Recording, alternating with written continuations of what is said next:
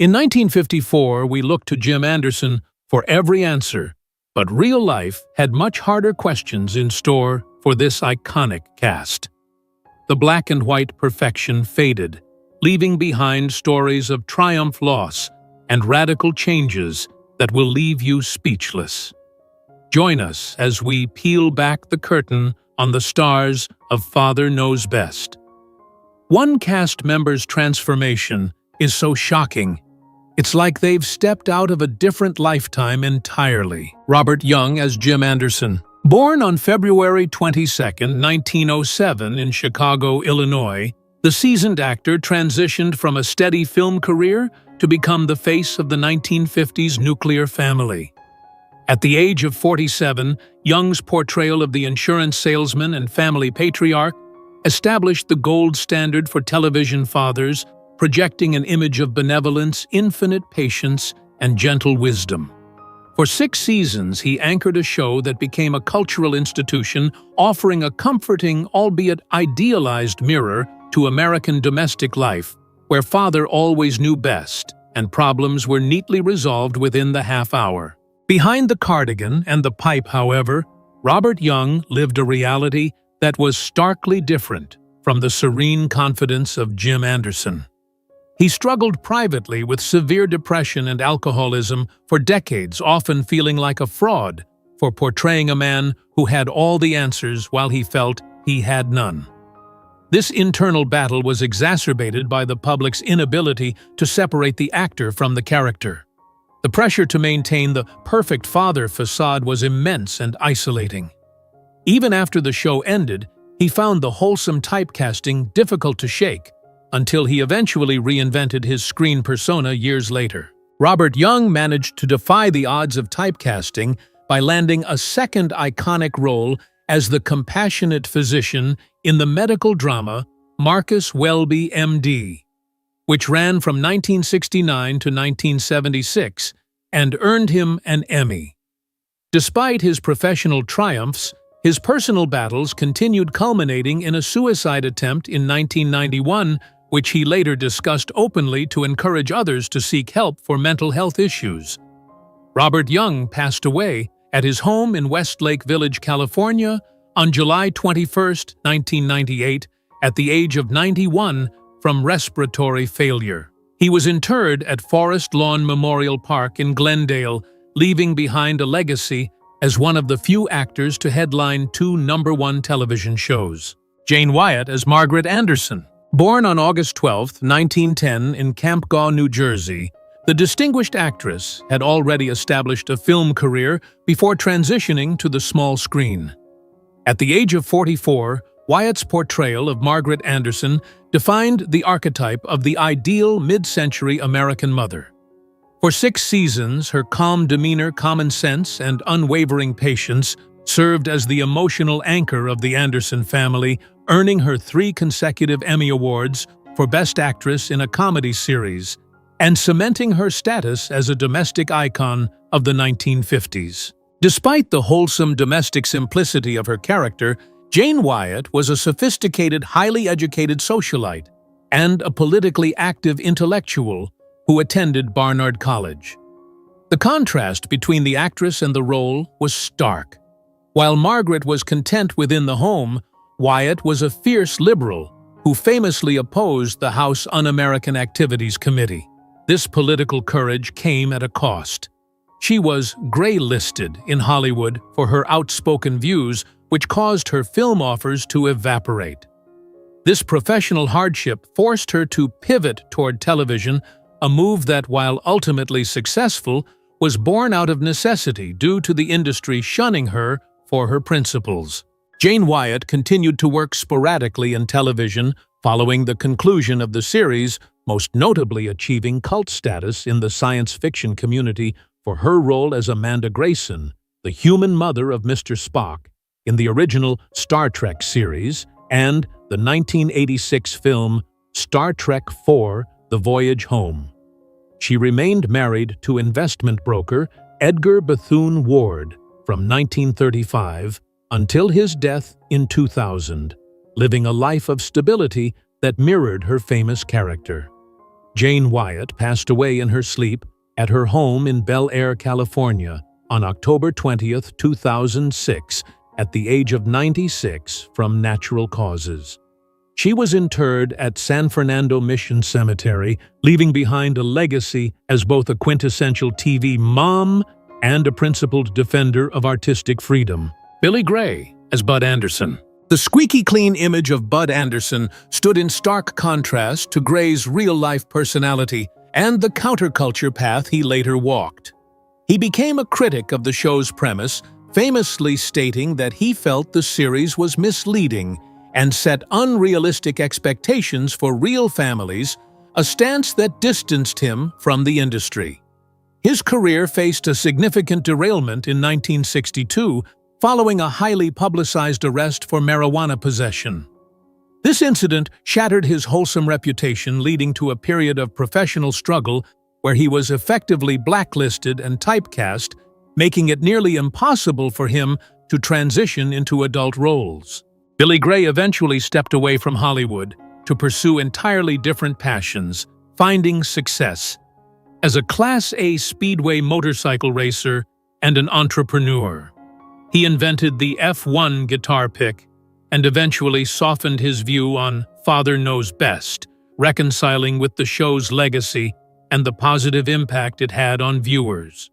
As of 2026, at the age of 88, he is the last surviving member of the original cast and resides in his longtime home in Topanga, California, living a quiet life as a motorcycle enthusiast and inventor. Eleanor Donahue as Betty Anderson. Born on April 19, 1937, in Tacoma, Washington, this former child star transitioned seamlessly into one of the most beloved teen roles in television history.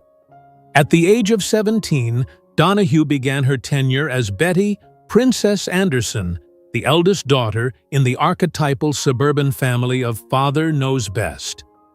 Her portrayal defined the wholesome, responsible, and popular 1950s teenage girl, becoming a cultural template for young femininity.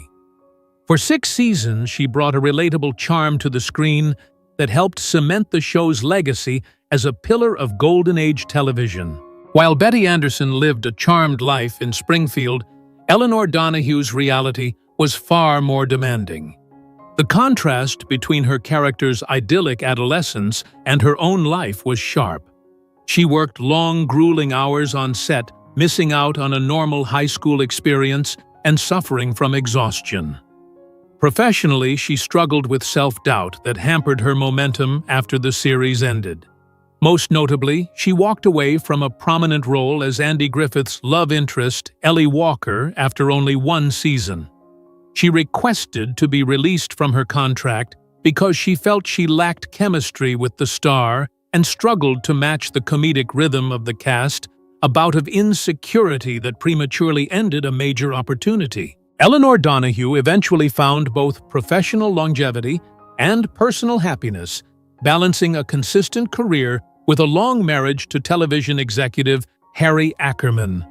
She remained active for decades, appearing in The Odd Couple, Get a Life, and the film Pretty Woman, successfully transitioning into matriarchal roles. As of 2026, at the age of 89, she is retired and living largely out of the public eye, though she remains celebrated as one of the last surviving cast members of Father Knows Best.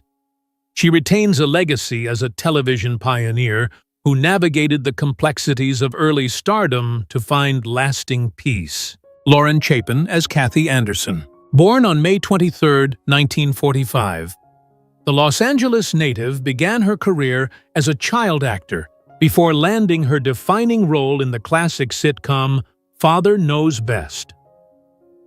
At the age of 9, Chapin's portrayal of the youngest child, Kathy Kitten Anderson, became an integral part of an idealized American family that represented stability, morality, and wholesome values to millions of viewers. For 6 seasons, her character grew up before the audience's eyes, embodying the innocent and occasionally mischievous nature of childhood, in the 1950s helping to cement the show's legacy as a pillar of mid-century television history. Despite the idyllic and sheltered life depicted on screen, Lauren Chapin's reality was a harrowing opposite to the warm environment of the Anderson household. While she played the beloved daughter of a wise and gentle father, her real home life was marred by severe dysfunction and abuse.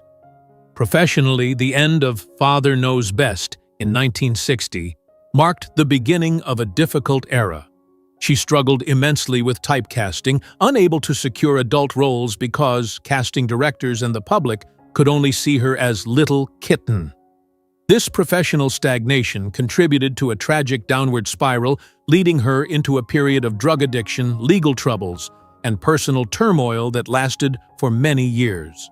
Lauren Chapin eventually managed to break free from her troubled past, finding solace in faith and completely transforming her life.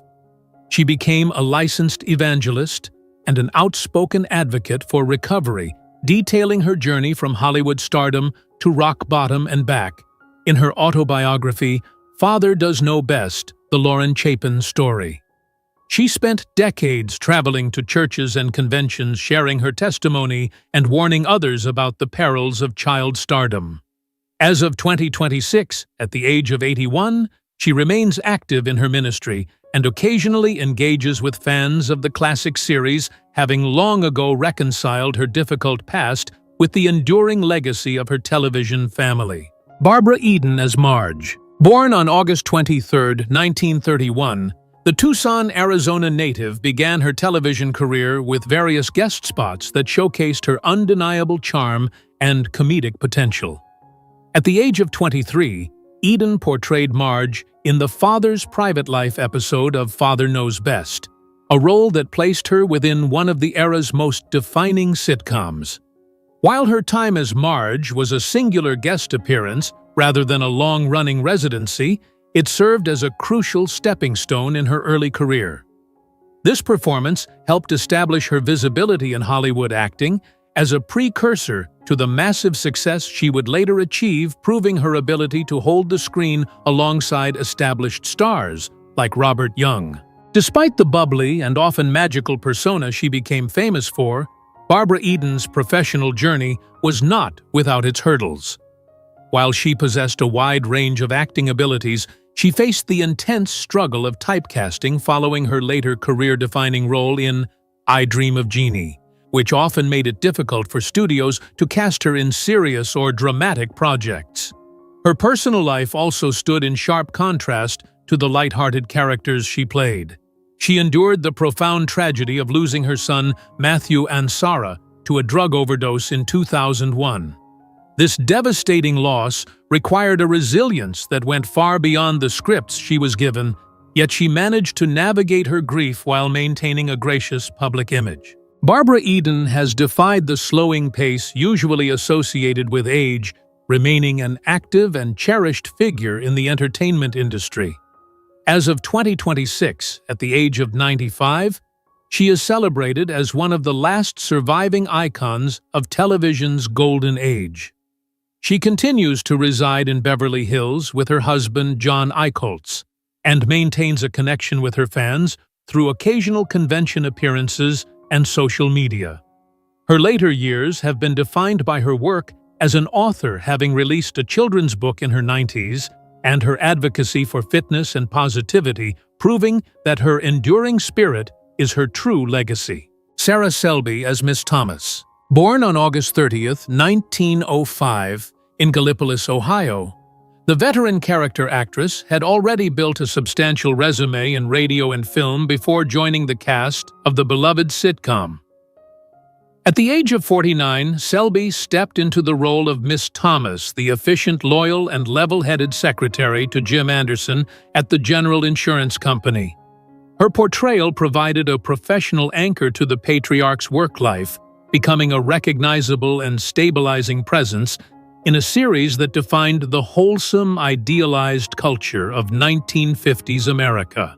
While Miss Thomas was the picture of quiet subservience and office efficiency, Sarah Selby possessed a much more robust and commanding presence in real life, having been a radio heavyweight who voiced the gritty Ma Smalley in the original radio version of Gunsmoke. The contrast for Selby involved shrinking her dynamic vocal personality to fit the mold of the silent, supportive secretary. Her career was also marked by the frustration of typecasting common to character actors of her generation. Because of her reliable demeanor and plain features, she was frequently boxed into roles as stern nurses' spinsters and maiden aunts, struggling to find parts that allowed her to demonstrate the full range of her dramatic abilities beyond the background. Sarah Selby remained a steadfast worker in the entertainment industry long after the Anderson family left the airwaves, securing steady roles in iconic series such as The Twilight Zone, Perry Mason, and Bonanza, as well as film roles like The Tower of London. She continued to act until just before her death, maintaining her reputation as a consummate professional who never retired. Sarah Selby passed away in Los Angeles, California, on January 7, 1980, at the age of 74, following a battle with cancer. She left behind a legacy as one of Hollywood's most dependable supporting players, her face remaining familiar to generations of television viewers, even if her name was not always known. Vivi Janiss as Myrtle Davis. Born on May 29, 1911, in Omaha, Nebraska, the accomplished radio actress transitioned to the television screen to portray the Anderson family's neighbor.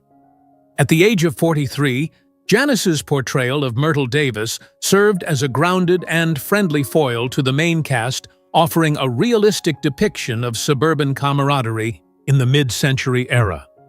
Her recurring role helped flesh out the community of Springfield, contributing to the wholesome and idealized atmosphere that solidified the show as a cultural touchstone for 1950s family values.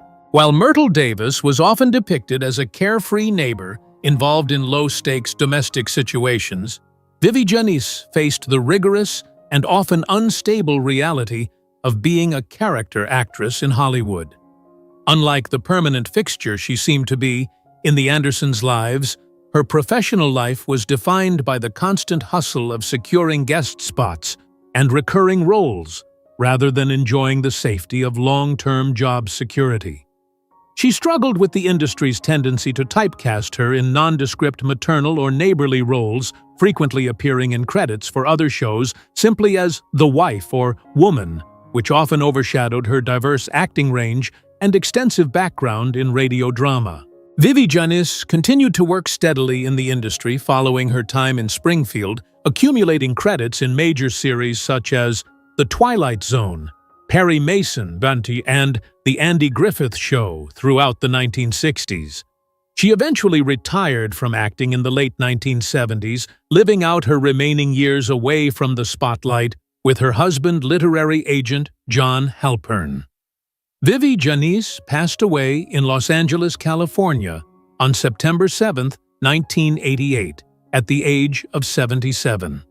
She was interred at Hillside Memorial Park, leaving behind a legacy as one of the reliable and familiar faces that built the foundation of classic television.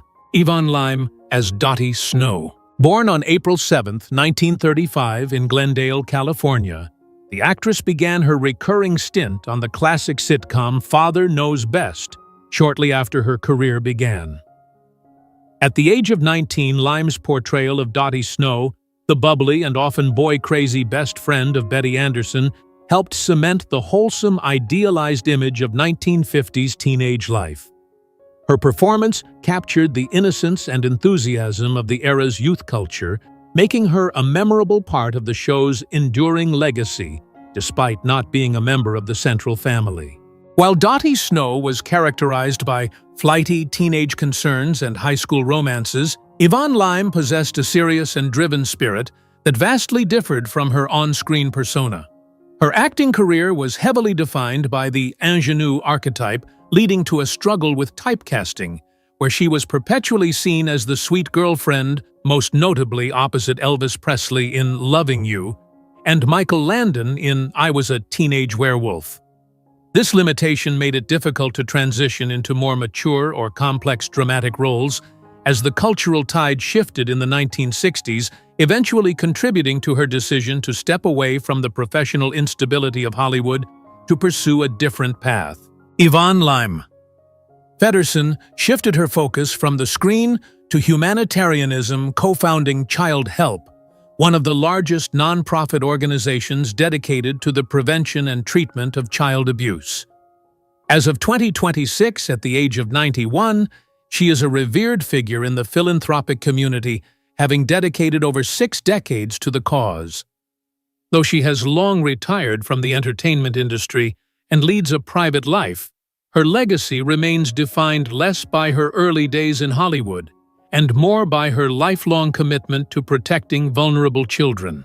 Robert Reed as the painter. Born on October 19, 1932, the Highland Park, Illinois native began his television career with guest appearances in established hits, including his role in the quintessential 1950s sitcom Father Knows Best. At the age of 26, Reed's portrayal of the painter, credited in the episode The Great Experiment, served as an early showcase of the clean-cut authoritative presence that would eventually define his career. While the role was a minor character part within the Anderson family's wholesome universe, it firmly established Reed within the archetype of the idealized American male, laying the groundwork for his future reign as television's ultimate patriarch on The Brady Bunch. Despite his polished on-screen persona, as the affable everyman, Robert Reed was a classically trained Shakespearean actor who viewed sitcoms as intellectually beneath him. This internal conflict created a profound professional struggle. He famously clashed with producers over the shoddy writing of the shows that made him famous, feeling trapped by the lightweight material. Furthermore, Reed lived a life of intense secrecy as a closeted gay man during an era of rigid social conservatism. The fear of his sexuality being exposed, combined with the frustration of being typecast as the perfect father figure, caused him significant personal anguish and made it difficult for him to transition into the serious dramatic roles he desperately craved. Robert Reed continued to work steadily in the industry, earning critical acclaim for his role in the miniseries Roots and receiving multiple Emmy nominations for The Defenders and Rich Man, Poor Man. He reprised his role as Mike Brady in various spin-offs and reunions, making peace with the character later in life despite his earlier resentments. Robert Reed passed away in Pasadena, California on May 12, 1992 at the age of 59 from colorectal cancer, with his death certificate later revealing that being HIV positive was a significant contributing factor.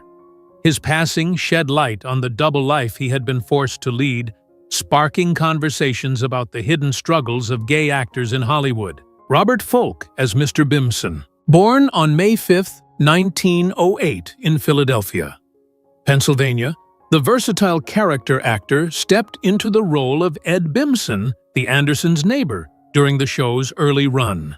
At the age of 46, Foulk's portrayal helped flesh out the idealized suburban world of Springfield, serving as a relatable, sometimes grumpy, but ultimately grounded foil to the perfect Anderson family. His contribution to the series helped cement the cultural image of the 1950s neighborhood dynamic, providing a realistic community backdrop for a show that became the definitive representation of mid-century American domestic life. While he fit comfortably into the role of a suburbanite, Robert Foulk's career was defined by a stark contrast between his friendly neighbor roles and the stern authority figures he was predominantly hired to play. He faced the distinct struggle of being typecast as a heavy or a police officer due to his imposing stature and gruff voice, famously playing the police sergeant in Rebel Without a Cause. This typecasting often made it difficult for him to break into more nuanced or sympathetic leading roles. Furthermore, his tenure on Father Knows Best was marked by the industry's volatility.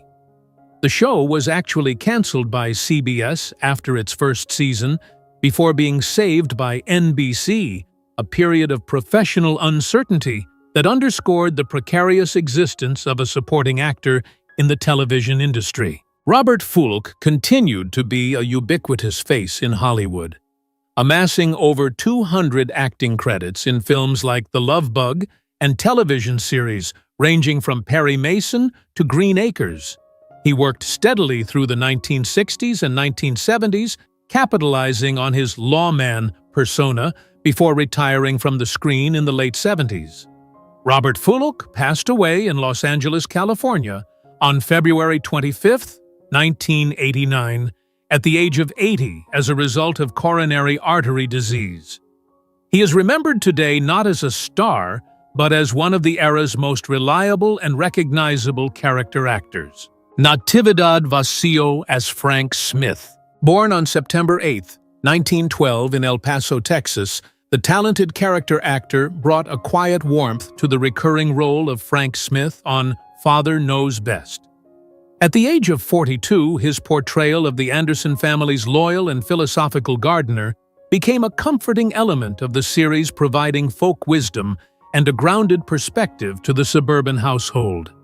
While the role was supporting, Vacío's performance was significant for providing one of the few recurring positive depictions of a Hispanic character on mainstream American television during the 1950s, earning him a place in the hearts of viewers who appreciated his gentle demeanor and distinct delivery. Despite the often simplistic and subservient nature of the character, Natividad Vacío was a sophisticated musician and a man of great intellect, differing greatly from the uneducated laborer persona he frequently adopted on screen.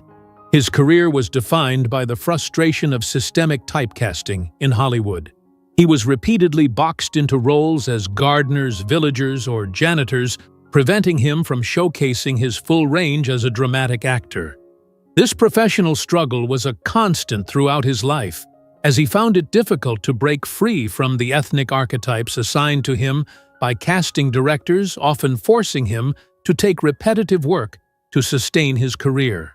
Natividad Vacío remained a working actor for decades, appearing in major films such as The Magnificent Seven and The Man with Two Brains, and was historically noted for his close, loyal friendship with Superman actor George Reeves.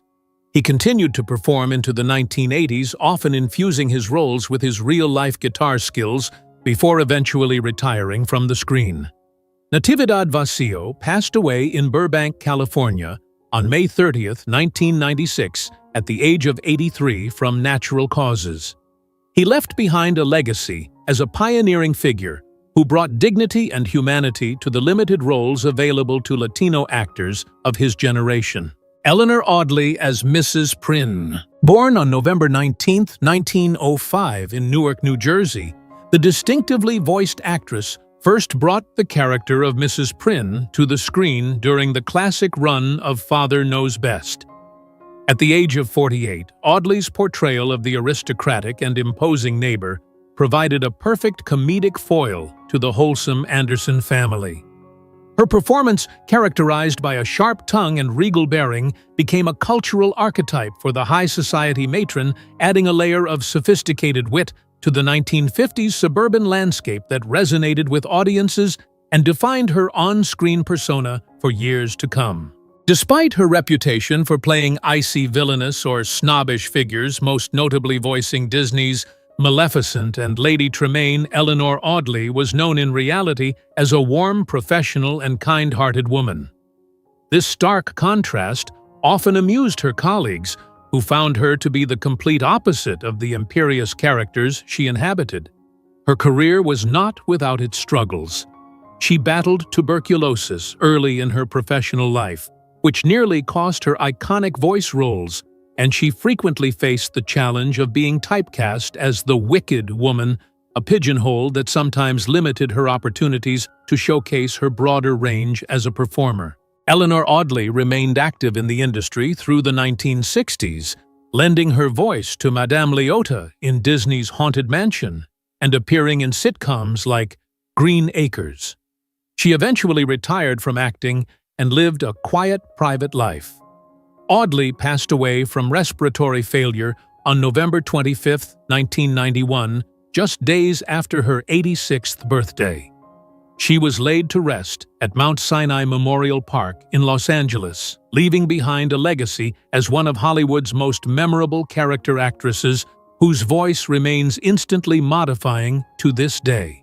We've traveled decades in just a few minutes, witnessing the evolution of the stars who defined a generation of family values. It's a bittersweet reminder of how quickly time flies, yet how deeply these characters influenced our lives. Whose story moved you the most today? Tell us in the comments, like this video, if it brought back fond memories, and subscribe for more deep dives into your favorite classic shows.